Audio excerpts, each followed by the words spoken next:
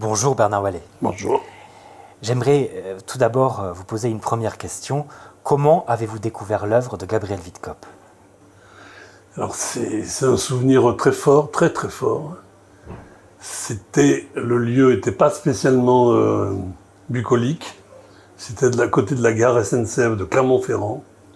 Je venais d'acheter ce livre, Le Nécrophile, parce que le titre m'avait accroché.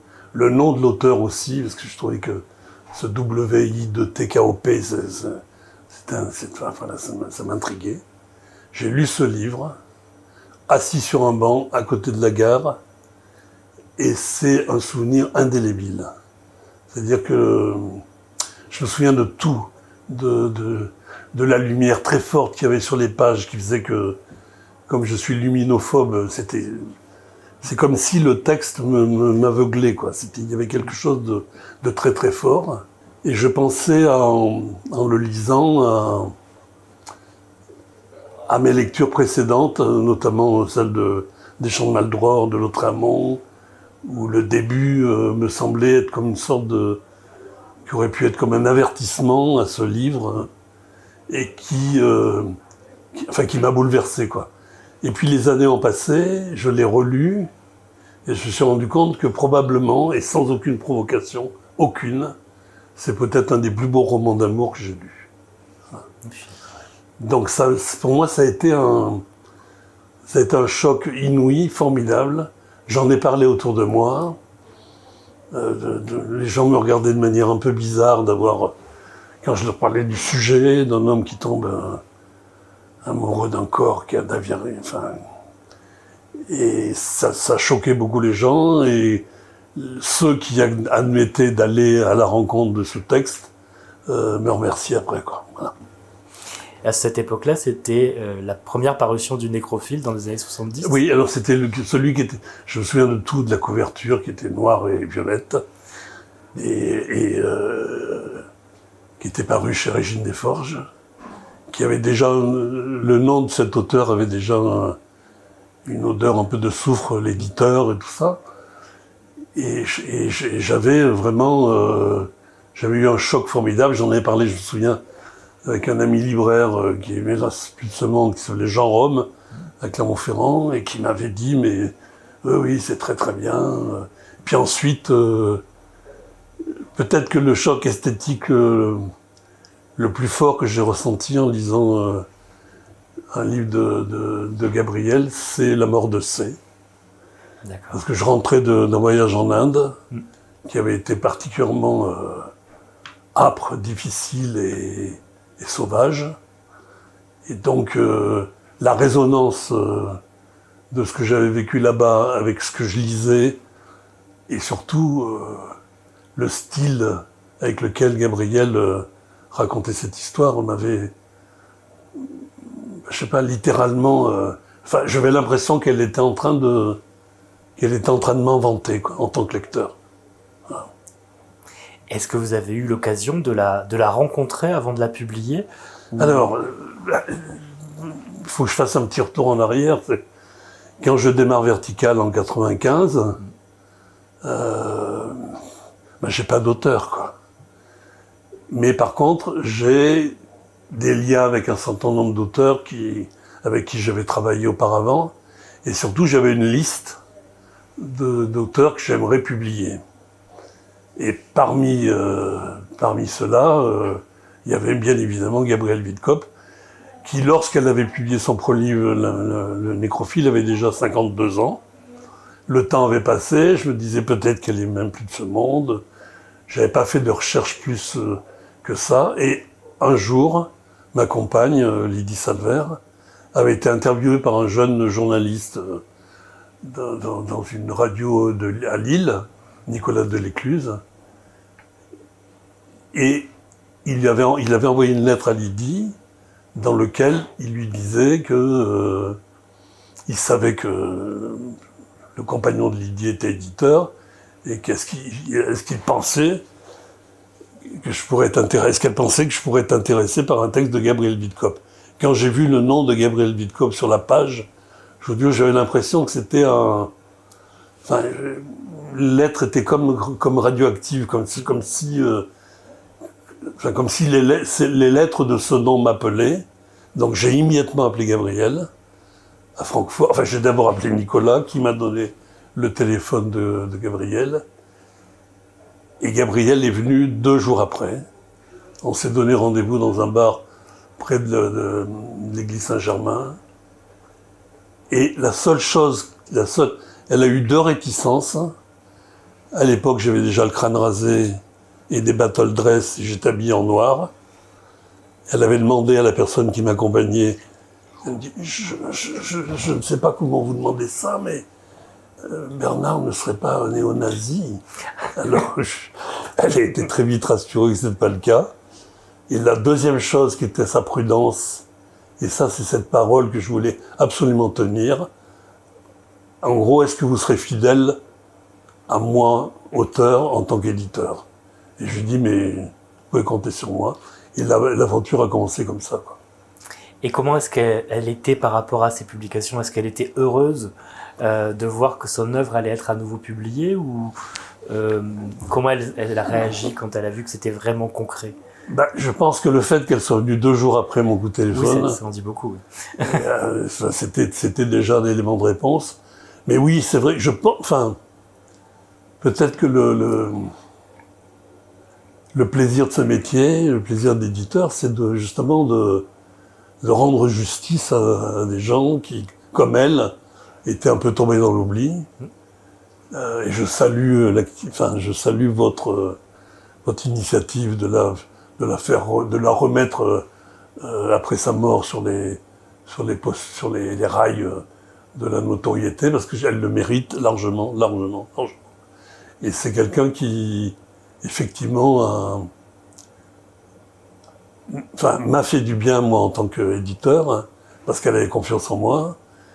Et puis surtout, ça a été un lien d'amitié avec Nicolas Delécluze, lequel, jeune homme qui avait envoyé cette lettre à Lydie, est à l'origine de ça. Quand Gabriel, sentant que sa fin était prochaine, m'avait dit « J'aimerais que vous soyez mon exécuteur testamentaire », je lui ai dit « Écoutez, Gabriel, j'ai presque votre âge, et je trouve que ce serait plus légitime que ce soit Nicolas. » Et c'est Nicolas qui est effectivement son exécuteur testamentaire et qui fait un travail formidable pour que la pérennité de cette œuvre.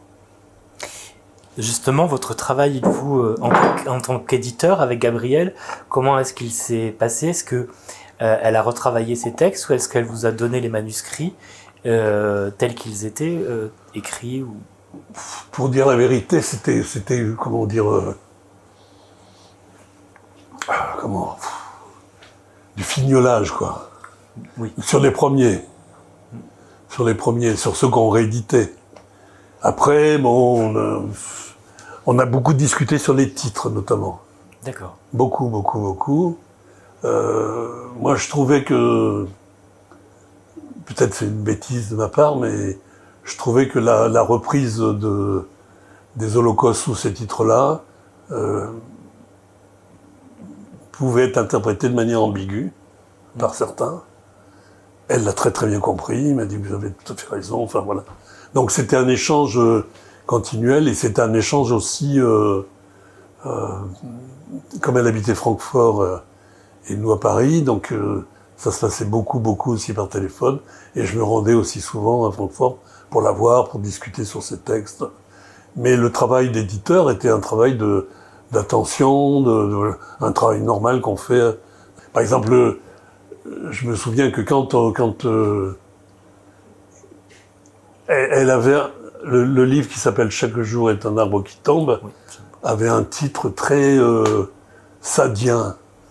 Je sais plus ce que c'était, genre Hippolyte et tout ça. Je trouvais que c'était dommage, quoi. Et je lui ai dit, et ce que je dis souvent aux jeunes auteurs, c'est que souvent, le titre d'un livre, il est dans le texte lui-même. Et il y avait comme une espèce de sanction, de répétition, comme ça, comme une cantion de la part de Gabriel. Il y avait une phrase qui revenait toujours, qui était « Chaque jour est un arbre qui tombe », et ça me semblait être le titre idéal pour quelqu'un qui fait le point sur sa vie, quoi. Et mais c'est vrai que le travail d'éditeur avec elle, le travail, comment dire, du mot à mot, il te demandait pas un travail énorme. D'ailleurs, Gabriel m'a permis de comprendre aussi quelque chose. Plus les auteurs sont brillants, plus les auteurs sont de qualité, plus ils sont en demande de conversation sur leur texte, quoi. Dès qu'un auteur commence à être crispé sur une virgule, qui tient du tout de manière totémique à son texte, généralement, c'est mauvais signe. Gabrielle Witkop apparaissait assez peu dans les médias. Elle a pourtant participé à Bouillon de culture avec Bernard Pivot. Est-ce que vous pourriez nous en dire plus sur les coulisses de cette émission ? En tout, elle était double, quoi. À la fois, elle avait envie de passer chez Pivot, bien qu'elle ne savait pas réellement ce que c'était. Passer dans cette émission lui apporterait une notoriété qu'elle n'avait pas encore. Elle a accepté malgré tout, quoi. Alors, moi, entre-temps, j'ai eu des conversations avec les animateurs de l'émission, et j'ai dit à Gabriel, surtout, ne vous laissez pas entraîner sur le terrain de votre sexualité, parce que c'est pas ça qui compte. Ce qui compte, c'est que vous mettiez en valeur votre œuvre, et que vous parliez de votre œuvre. Et elle a été formidable, parce que chaque fois qu'on l'entraînait un peu là-dessus, elle a dégagé en corner, comme on dit, quoi. Bon. Mais par contre, il y a 2 ou 3 petits conseils que je lui ai donnés. Je lui ai dit notamment, ne dites pas dans la même phrase que vous aimez les animaux et que vous détestez les enfants, parce que Brigitte Bardot dit la même chose. Elle m'a dit, quelle horreur, quelle horreur. Donc ça, c'était des petits conseils, de prudence minimale. Mais ce que je ne savais pas, c'est qu'elle allait raconter en direct un épisode qu'elle m'avait conté plusieurs fois. Et elle me racontait de cette façon-là, en disant « D'aucuns prétendent que je suis une méchante personne, mais il est étrange que chaque fois que je prends les transports en commun, les gens, naturellement, viennent vers moi pour me parler, me raconter leur vie. Des fois, ça m'agace, d'autres fois, ça m'intéresse. » Et elle dit, un jour, j'étais dans le train, et une jeune femme s'approche de moi. Dans le compartiment où on était toutes les deux. Elle était blême, et je lui dis, qu'est-ce qui vous arrive? Et la jeune femme lui a répondu, je sors de prison. Et Gabriel lui avait répondu, mais c'est pas grave, mais qu'est-ce que vous aviez fait pour aller en prison? Et elle dit, j'avais tué mon enfant. Et pourquoi? Parce qu'il faisait du bruit, il criait, et Gabriel lui dit, mais non, je ne peux pas vous pardonner. Non pas que vous ayez tué cet enfant, parce que moi-même, qui suis écrivain, un enfant qui braille comme ça me rendrait folle. Mais par contre, ce que je vous pardonne pas, c'est d'avoir fait un enfant et de ne pas être capable de l'élever. Et ça, moi, ça me remettait en mémoire des choses qu'elle m'avait racontées à propos de sa mère. Sa mère avait fait un accouchement très difficile. Il y a eu des complications, ce qui fait que sa mère était toujours alitée, toujours.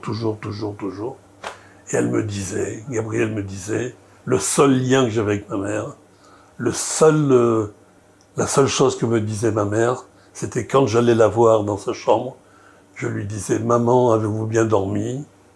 Et elle me répondait passablement. Et je pense que bien des choses s'expliquent dans la relation que Gabriel avait avec les enfants, c'est-à-dire cette idée que ce qui est criminel de la part de certains parents, c'est de faire des enfants et de ne pas être capable de les élever. Il faut faire le tri entre ce que disait Gabriel sur la réalité de ce qu'elle a vécu, mais le simple fait qu'elle racontât ces histoires de cette façon, moi, m'intéressait aussi. Elle me disait qu'en fait, il lui est arrivé souvent, à travers une glace sans pain, d'observer les ébats sexuels de son père. Et elle me disait que ça n'était pas inintéressant, puisque je pouvais ainsi choisir mes futures maîtresses. Voilà. Est-ce qu'elle parlait aussi de cette histoire d'amour particulière avec Justus? Oui, elle m'en a parlé beaucoup. Là aussi, j'ai jamais pu démêler le vrai du faux. Mais je vous le narre tel qu'elle me l'a. Elle me dit qu'elle rencontre un jour dans Paris un déserteur de l'armée allemande, libertaire, Ce qui est vrai, c'est que le Justus Witkop, son mari, a publié un certain nombre de livres, notamment une biographie de Bakounine, une histoire du mouvement anarchiste en Europe. Donc c'est quelqu'un qui avait, bon, manifestement un rapport évident avec le mouvement anarchiste. Sauf que, à part ces livres, ce que Gabriel raconte, rien n'est vraiment attesté, quoi. Alors ce que Gabriel me disait, et j'aime le croire, c'est qu'en fait, elle l'a caché pendant un certain nombre de temps, ce déserteur d'armée allemande. Elle l'a aidé à passer en Allemagne, en Espagne. De l'Espagne, il a rejoint Londres. Et de Londres, il lançait des appels à la résistance. J'espère que c'est vrai. Et si c'est pas vrai, le fait qu'elle y ait pensé, ça me plaît aussi. Mais justement, est-ce que vous êtes arrivé au fil du temps, en la connaissant un peu mieux, à faire la part entre ce qui était potentiellement vrai et ce qui faisait partie du mythe qu'elle se créait elle-même? Moi, je pense que, vous savez, à la fin de ce film qui a tué Liberty Valance, oui. La dernière phrase qui est dite, c'est ce qui est important, c'est d'écrire la légende, quoi. Bon, c'est ça qu'on retient, Chez Gabriel, moi, je suis très, très, très sensible aussi à un film que j'ai beaucoup aimé de Tim Burton qui s'appelle The Big Fish, où un homme raconte à son fils des tas de choses, des tas d'histoires qui semblent fausses. Or, on s'aperçoit à la fin que tout ce qu'il a dit de faux était peut-être pas aussi faux. Est-ce que c'est des faux semblants? Est-ce que c'est des... On ne sait pas. Et vous pensez justement que c'était quelque chose qui lui était totalement naturel d'inventer une sorte de biographie parallèle, où c'était calculé d'une certaine manière, mais pas dans le mauvais sens du terme, mais c'était encore son travail d'écrivain? Exactement, c'est ce que je voulais dire. Un écrivain, c'est ça. Je prends comme exemple, par exemple, le Nord de Céline. Nord de Céline, le voyage qu'il nous raconte, on a l'impression que ça dure des semaines. Or, ça a duré 2 jours et demi, 3 jours. Donc, un écrivain, c'est ça aussi. C'est-à-dire comment dire, d'élargir, d'étirer la réalité, qui fait qu'on y croit, quoi. On y croit. Donc moi, ça me choque. Enfin, ce qui est choquant, c'est les écrivains qui n'ont pas d'imagination, quoi. Oui. Ça, c'est choquant. Gabriel avait une image très particulière. Certains étaient effrayés, d'autres fascinés quand ils la rencontraient. Comment elle réagissait face à cette dichotomie? Je pense que là encore, elle était double. C'était quelqu'un à la fois de très, très, très solide, et qu'en même temps, comment dire, elle était des fois un peu déstabilisée par le fait que, quand elle me dit, par exemple, les gens croient que je suis une dame méchante, alors pourquoi les gens viennent me parler à moi? Donc il y avait ce besoin de peut-être tout bêtement d'être aimé par les autres, et puis en même temps un vrai goût de la provocation qui faisait que ce qui comptait, c'était de provoquer, quoi. François Giroud lui dit, après qu'elle ait raconté la petite histoire que je vous ai dite, elle lui dit, Giroud lui dit, je comprends mieux ce soir pourquoi vous me faites aussi peur. Et Gabriel, comme dans un salon du 17e, 18e, lui dit, je me ravisse, je me réjouis ce soir de vous permettre de comprendre enfin quelque chose. Bon. Et elle le sort comme ça, comme une flèche, quoi. Bon. Et moi, c'est ce que j'aimais chez elle aussi, cet esprit de répartie, oui, une flèche, quoi. Quand je publie Gabriel Witkop pour la première fois, donc je me retrouve avec un auteur que la plupart des critiques littéraires avaient oublié, et je décide d'organiser un dîner dans un restaurant et d'inviter un certain nombre de gens qui comptent dans le milieu, quoi. Ça a été rentable, hein, je peux vous dire, parce qu'il y a eu beaucoup de papiers, parce que là, ils se sont retrouvés devant une personne qu'ils n'avaient pas l'habitude de voir, et qui était à la fois séductrice, provocatrice, et très, comment dire, une forme de mondanité décadente comme ça qui leur plaisait, quoi. Et on sort du restaurant. J'étais avec ma compagne et on la ramène à son hôtel, c'est-à-dire ici, l'hôtel d'Enox. Et pendant le trajet, à un moment donné, elle pose ses deux mains sur nos épaules respectives. Elle nous dit, je vous aime bien tous les deux. Je dis, écoutez, venant de vous, c'est un compliment formidable. Elle me dit, oui, je vous aime bien, vous savez pourquoi? Mais je dis, non. Elle dit, parce que nous avons le même ennemi. Nous avons le même ennemi qu'est le bourgeois. Et ça, c'était aussi cette espèce de... Comme je disais tout à l'heure, à Grégory, justement, l'aristocrate, enfin, la position aristocrate, c'est pas obligatoirement, ça vient pas de la noblesse, etc. C'est une position esthétique, morale, éthique. Et Gabriel avait ça, quoi. Le Nécrophile a été publié en 2001. Gabriel Witkop nous a malheureusement quittés en décembre 2002. Dès l'annonce de sa maladie, vous l'avez accompagné et jusqu'au bout. Est-ce que vous pourriez nous parler de cette période? C'était une période très dure parce que là aussi il y a eu des tas de malentendus.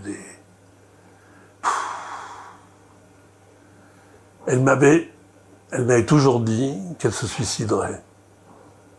Justus, son mari, s'était suicidé. Ils avaient un pacte tous les deux, à savoir que lui, il a eu une sorte de maladie d'Alzheimer. Il avait dit à Gabriel, le jour où vous sentirez que ça va plus, vous me le direz, et là, je passerai à l'acte, quoi. Et Gabriel me dit, je suis parti faire les courses, et quand je suis revenu, je savais qu'il serait mort. Et elle m'avait dit, nous avions pris toutes les précautions à l'avance, à savoir que son corps ne soit pas souillé par le... je passe sur des détails, mais vous comprenez. Donc, et Gabriel m'avait toujours dit que... Alors donc, je ne sais pas si elle s'est suicidée. Vous l'aviez souvent au téléphone à ce moment-là. Que vous disait-elle? Bon, ça allait pas du tout. Et je lui dis, ça va? Elle me dit, vous savez, Bernard, c'est compliqué. Je suis dans un hôpital où il y a la télévision en permanence qui diffuse des messes. Et les infirmières sont des religieuses. Alors je lui dis, mais est-ce qu'elles sont accortes au moins? Elle me dit, non, c'est la catégorie grasse, peu séduisante. Et elle me dit, puis vous vous rendez compte, en plus, il y a des crucifix partout. Je dis, mais vous avez qu'à les décrocher, le crapaud de Nazareth. Elle me dit, oh! C'est-à-dire que d'un seul coup, je lui dis, mais je vous ai choqué, Gabriel? Elle me dit, oui, mais enfin non, mais on va faire un pacte, désormais, chaque fois que vous m'appellerez, avant même de me dire quoi que ce soit sur mes livres, sur la sortie de mes livres, etc., vous me direz quelque chose de blasphématoire. Et il fallait que j'en trouve, voilà. Ça, c'était Gabriel aussi, c'est-à-dire comment dire, ce jour-là, c'est la première fois où elle a eu une réaction de quelqu'un de choqué, quoi. Le crapaud de Nazareth, ça lui a pas plu, quoi. Et puis après, elle a ri, quoi. Quand elle est morte, Émilie Grangeret a fait un article parce que Gabrielle est morte une semaine après Françoise Giroud. Et le titre à la mort de Françoise Giroud, c'était « La mort d'une femme libre ». Et Émilie Grangeret, elle, avait titré pour votre Witkop « La mort d'un homme libre ». Homme pris, dans les entendus, non pas dans le genre, mais en sens générique. Et je pense que c'était ça aussi, Gabriel. C'était quelqu'un qui avait une liberté d'esprit, une liberté de parole, et une liberté de sa sexualité qui faisait que... D'abord, il ne s'agissait pas de la contredire non plus, en aucune façon, quoi. Et paradoxalement, elle avait peur de publier certains de ses textes, notamment La marchande d'enfants. Oui, c'était même c'était plus qu'une peur, elle était terrorisée, quoi.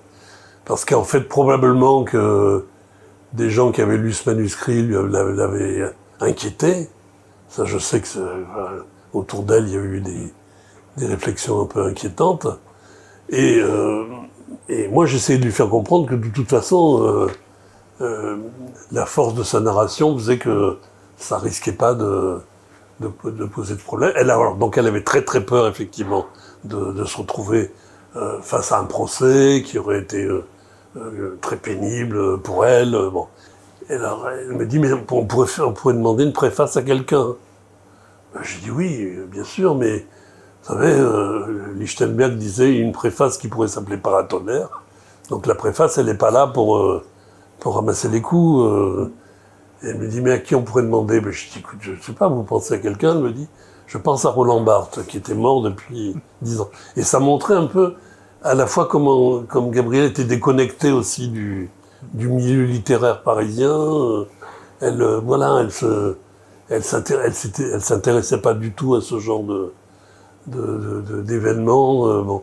Mais pour revenir au dernier livre publié, qui est La marchande d'enfants, donc c'était un texte qu'elle avait écrit il y a longtemps et qu'elle n'osait pas publier pour des tas de raisons, pour le sujet, puisqu'il s'agit de bordels dans lesquels les prostituées sont des enfants. Ce qui, à l'époque, c'est pas une invention de Gabrielle, c'était une réalité sous la Révolution, l'époque de la Révolution. Et en fait, elle voulait pas le publier. Et moi, je suis allé la voir à Francfort en lui disant, mais écoutez Gabrielle, on va être là pour vous protéger, on va être là pour justement dire de manière plus détaillée, plus argumentée, plus profonde ce que je viens de vous dire à l'instant, à savoir que tout ça repose sur une base historique, que c'est aussi de la part de Gabrielle une forme de condamnation de ce genre de pratique. Bon. Et elle a accepté. Ça a été long, hein. On a déjeuné ensemble, ça a été long. Et à la fin du repas, elle me dit « Ah, ben je suis contente ». Et là, j'ai compris que là aussi, encore une fois, le double de Gabrielle, elle rêvait que je lui donne l'autorisation de s'autoriser à publier ce texte. Donc, elle me dit « Ah, je suis content, on va fêter ça ». Elle a commandé 2 schnapps. Moi, j'avais un rendez-vous important après la Francfort. Je lui ai dit, écoutez, non, Gabriel, je vais pas le boire, j'ai pas envie d'avoir une haleine alcoolisée. Donc, j'ai sifflé les 2 schnapps. Et puis, elle m'a dit, je reprendrai bien un 3e. Elle s'est bu le 3e, et l'image que je garde de Gabrielle, et qui est pour moi une image forte, quoi, elle est sur le trottoir, au coin de sa rue, moi le taxi m'attend pour m'emmener à cette satanée foire de Francfort, et elle est là, et elle ne sait plus où elle est. L'alcool a eu un effet sur elle formidable. Moi c'est un moment avec elle que j'aime énormément, parce que là d'un seul coup c'était plus une histoire d'auteur et d'éditeur, c'était 2 personnes proches. Moi je l'aimais beaucoup, je pense qu'elle avait de l'affection pour moi, c'est sûr. Et là j'avais cette image de son intimité où elle était vacillante, quoi. Je trouvais que c'était très beau Et après, la maladie est tombée des mois plus tard, et le bouquin est paru, et je me suis aperçu hier soir, à l'occasion, quand j'ai ressorti des papiers la concernant, qu'on avait, à l'occasion de l'anniversaire de sa mort, on avait fait un petit dépliant avec les rappels des critiques de l'époque, et on annonçait la publication de La marchande d'enfants, et il est sorti il y a 20 ans pile poil, en septembre 2003. Mais oui, ce que je voulais dire, je me suis mal exprimé tout à l'heure. Non, ce que je voulais, moi, c'est je voulais qu'elle le publie à titre anthume, La marchande d'enfants. Je dis, vous ne craignez rien, on va s'occuper. Et puis malheureusement, le temps a passé, la maladie a été plus forte, et elle n'a pas vu ce livre, quoi. Alors, selon la légende ou la vérité, vous allez nous le dire, les derniers mots que vous a adressés Gabriel Witkop ont été « Je meurs comme j'ai vécu, en homme libre ». Oui, c'est vrai. Ouais. Justement, mais là, je me suis amusé à titre personnel, mais uniquement pour mes amis. J'ai fait un recueil de textes que j'ai appelé Ultima Verba, et qui sont les derniers mots des gens avant de mourir. Et Gabrielle en fait partie, bien sûr. Elle m'a toujours dit ça, en gros, qu'elle n'avait pas peur de la mort, que ce qui faisait peur, c'était de plus vivre, quoi. C'était pas mourir. quelqu'un a dit, c'est Poulveda, je crois qu'il disait, que la mort avait rien d'énigmatique, elle n'avait rien de tragique, elle n'avait rien de ceci. C'est la vie qui est énigmatique, tragique. Et Gabrielle me disait toujours, je pense sans cesse à la mort, sans cesse, sans cesse, sans cesse. Et c'est pour ça que j'étais, moi, très fier de publier Le sommeil de la raison, d'après ce dessin magnifique de Goya, puisque Gabrielle, c'est à la fois c'est un écrivain des Lumières, mais qui n'a pas cessé, comme disait Faulkner, c'est-à-dire, qu'est-ce que c'est qu'écrire? Écrire, c'est c'est craquer une allumette en pleine nuit dans une forêt. Ça permet pas de mieux voir, ça permet simplement de s'apercevoir de la profondeur de l'ombre. Et Gabrielle, c'est ça. C'est la profondeur de l'ombre, par la lumière de ce qu'elle écrit, elle le montre, elle l'expose. Oui, et puis il y a une forme d'intemporalité dans son œuvre finalement. Donc, on aurait très bien pu la lire au temps des Lumières aujourd'hui. Enfin, absolument. Oui, c'est pour ça que quand Grégory m'a appelé pour me parler de votre projet, moi qui suis d'un naturel plutôt pessimiste, ça m'a donné une forme d'espoir en disant donc rien n'est fini, quoi. C'est-à-dire que il y a toujours comment dire, il y a de la passation, quoi. Il y a du et quand je vois que des gens qui sont même plus jeunes que mon fils s'intéressent à quelqu'un comme Gabriel Witkop, je dis ben ça veut dire que ça continue, quoi. Ça continue. Et surtout qu'à une époque où la postérité, maintenant ça se mesure à 4-5 ans, quoi. Ça va pas plus loin. Donc elle, ça fait 20 ans qu'elle est décédée, et malgré tout, y a des gens comme vous qui veulent ressusciter son œuvre, quoi. Et c'est ça pour moi qui est la chose fondamentale. Hein. Et si j'ai accepté de parler d'elle, c'est précisément dans ce but-là aussi, d'inviter des jeunes gens à la découvrir, à la lire. Gabriel Witkop se définissait comme la petite fille du marquis de Sade. Quel lien littéraire percevez-vous entre ces deux auteurs? Précisément par moi je dis, c'est le seul mot qui me vient, une espèce de hauteur de vue comme ça, sur les êtres, sur le monde. Et je sais que Gabriel avait une relation presque fétichiste avec Sade, quoi. C'est que ça faisait partie de sa vie, quoi. Et je me souviens très bien qu'un jour j'avais été à Lacoste, au château de Lacoste, bien avant que Cardin ne rachète la totalité du village. Et j'ai fait quelque chose de criminel, de blasphématoire là aussi. J'ai pris un morceau du mur du château de Sade avec l'intention de l'offrir à Gabriel. Et j'ai offert un beau morceau de pavé et je lui ai donné en main propre. Et chaque fois que j'allais chez elle, j'étais très heureux de voir que ce morceau de pierre, qui aurait pu être n'importe quoi, mais entre elle et moi, on savait que c'était pas n'importe quoi, que c'était voilà, ça venait vraiment du château. C'était comme un objet de culte, quoi. Et Gabriel, avec Sade, oui, c'est bien entendu. Oui, c'était l'essentiel de nos conversations, quoi, Par exemple, moi, il y a un texte de Sade que j'adore, c'est un dialogue entre un prêtre et un moribond. Et Gabriel aussi adorait ce texte-là. Donc on avait cette espèce de lien qui venait de ce rapport à Sade. C'est aussi ce qui faisait lien entre nous deux, c'est qu'on avait là des intérêts communs pour un certain nombre d'auteurs comme Oscar Wilde, comme Sade bien sûr, comme Lautréamont, comme voilà, plein de gens de cette sorte-là. Et Gabrielle, elle était dans les sillons de ces gens-là, quoi. Donc, alors ce que je dirais aux gens qui l'ont jamais lu, déjà, je les plains. Et en même temps, je trouve qu'ils ont de la chance, parce qu'ils vont découvrir cet auteur, qui, de toute façon, c'est pour ça que j'aurais aimé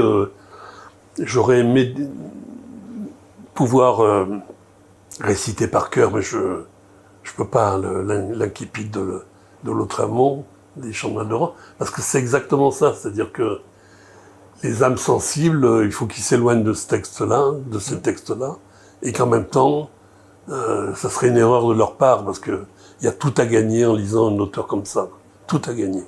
Puisque la langue est merveilleuse, le style et surtout l'ouverture littéraire est gigantesque. Et surtout, elle n'a jamais baissé la garde, quoi. Jamais, jamais, jamais.